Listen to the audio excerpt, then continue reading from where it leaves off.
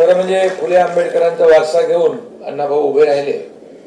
प्रस्थापित मराठी साहित्य संस्कृतीच्या परंपरा नाकारणारे ते पहिले दलित बंडखोर लेखक होते, याचाही अभिमान आपल्याला आहे. प्रखर बुद्धिवाद, समता, स्वातंत्र्य, विश्वबंधुत्व, समाजवादी विचार यांच्या वैचारिक साधनेवर अण्णाभाऊंचा वाङ्मयीन दृष्टिकोन उभा आहे आणि त्यांच्या शाहिरी बाण्याने अन्यायाविरुद्ध लढण्याची प्रेरणा त्यांनी समाजात निर्माण केली. शेतकरी, पददलित, श्रमिक यांच्या वेदनांचा हुंकार साहित्यातून त्यांनी मांडला. पृथ्वी ही शेषनागाच्या मस्तकावर तरली नसून ती कष्टकऱ्यांच्या व श्रमिकांच्या तळहातावर तरली आहे असं सांगणारे अण्णाभाऊ साठे हेही आपण पाहिले. ज्यांच्या पोटात भुकेची आग आहे त्यांच्यासाठी माझं लेखन आहे असं ते कायम सांगायचे आणि म्हणून त्यांच्या शाहिरीने संयुक्त महाराष्ट्राच्या लढ्याला बळ मिळालं. त्यांचं महत्वपूर्ण योगदानही आपण पाहिलं आणि अण्णाभाऊंच्या शाहिरीने महाराष्ट्रापासून मुंबई विभक्त करण्याचा डाव देखील हाणून पाडला. माझी मुंबई अर्थात मुंबई कुणाची या नाटिकेवर मोरारजी देसाई यांनी बंदी आणली.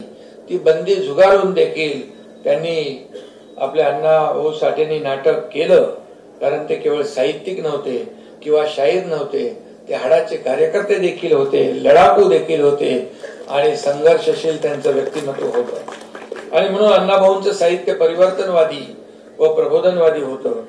जातीयतेची जाणीव साहित्याच्या माध्यमातून मांडून सामाजिक आंदोलनाची रूपरेषा निर्माण करण्याचं काम अण्णाभाऊंनी केलं आणि म्हणून अण्णाभाऊंचं साहित्य म्हणजे जगण्यासाठी लढणाऱ्या माणसाचं साहित्य आहे असं आचार्य अत्रे म्हणायचे.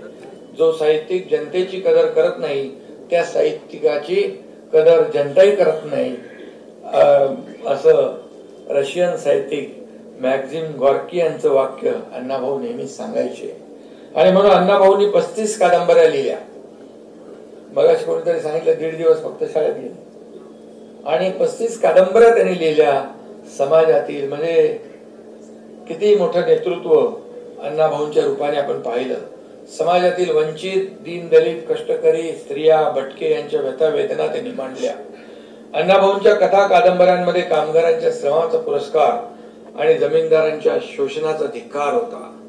भारतीय दलित वर्ग आर्थिक शोषणाचा बळी आहे, तसा तो जातीय समाज रचनेचे निर्माण केलेल्या समाजाची सामाजिक शोषणाचाही बळी आहे याचं भान अण्णाभाऊंच्या साहित्यात होतं. फकीरा, सापळा, बुद्धाची शपथ, उपकाराची फेड व वळण या कादंबऱ्या आंबेडकरी विचारांनी प्रभावित होऊन लिहिलेल्या आहेत आणि म्हणून महात्मा फुले, डॉक्टर बाबासाहेबांचा विचार शेवटच्या घटकापर्यंत नेण्याचं काम त्यांनी केलं. अण्णाभाऊंच्या साहित्यात कधी जातीय संघर्ष दिसून आला नाही.